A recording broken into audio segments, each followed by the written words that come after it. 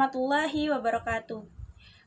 Yang terhormat Kiai Haji Muhammad Hasan Mutawakil Allah SHMM selaku Ketua Yayasan Universitas Islam Zainul Hasan Genggong. Yang saya hormati Rektor Universitas Islam Zainul Hasan Genggong Dr. Abdul Aziz Wahab BAMAG. Yang saya hormati Dekan Fakultas Tadris Umum Ibu Wahyu Lestari MPD.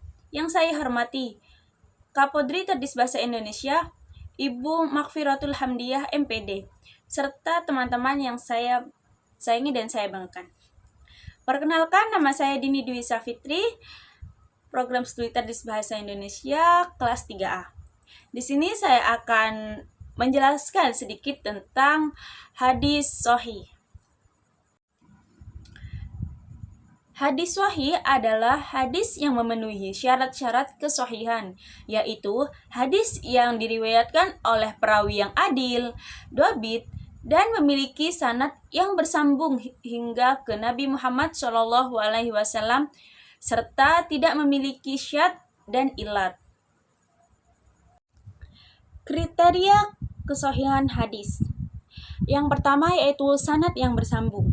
Sanad hadis harus bersambung dari perawi ke perawi hingga ke Nabi Muhammad SAW. Ini berarti bahwa setiap perawi harus bertemu dengan perawi sebelumnya dan menerima hadis dari mereka secara langsung.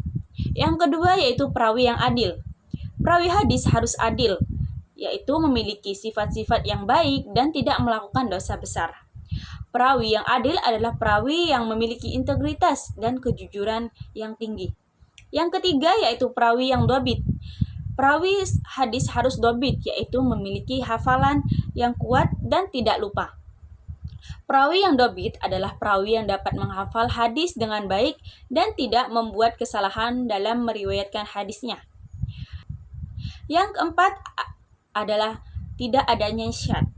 Hadis tidak boleh memiliki syadz, yaitu keanehan atau kesalahan yang tidak dapat diterima. Syadz dapat terjadi jika perawi membuat kesalahan dalam meriwayatkan hadis atau jika hadis tersebut bertentangan dengan hadis lain yang lebih kuat. Yang terakhir yaitu tidak ada ilat. Hadis tidak boleh memiliki ilat, yaitu cacat atau kesalahan yang dapat mempengaruhi kesahihan hadis. Ilat dapat terjadi jika perawi memiliki kelemahan dalam hafalan atau jika hadis tersebut memiliki kesalahan dalam sanad atau matannya. Jenis-jenis hadis. Hadis sahih dapat dibagi menjadi beberapa jenis berdasarkan jumlah perawi dan tingkat kesahihannya. Yang pertama ada hadis mutawatir. Hadis mutawatir adalah hadis yang diriwayatkan oleh banyak perawi yang tidak mungkin bersepakat untuk berdusta. Hadis mutawatir adalah hadis yang paling kuat dan terpercaya. Hadis ini diriwayatkan oleh banyak perawi pada setiap tingkatan sanad sehingga tidak ada kemungkinan bahwa hadis ini dibuat-buat. Contoh dari hadis mutawatir yaitu hadis tentang sholat 5 waktu yang diriwayatkan oleh lebih dari 70 sahabat Nabi Muhammad SAW.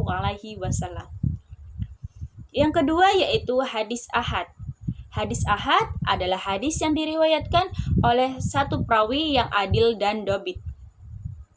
Hadis ini adalah hadis yang diriwayatkan oleh satu orang perawi tetapi masih dapat diterima sebagai hadis sahih jika perawi tersebut adil dan dhabit. Contohnya dari hadis ahad adalah hadis tentang keutamaan membaca Al-Quran yang diriwayatkan oleh Abu Hurairah.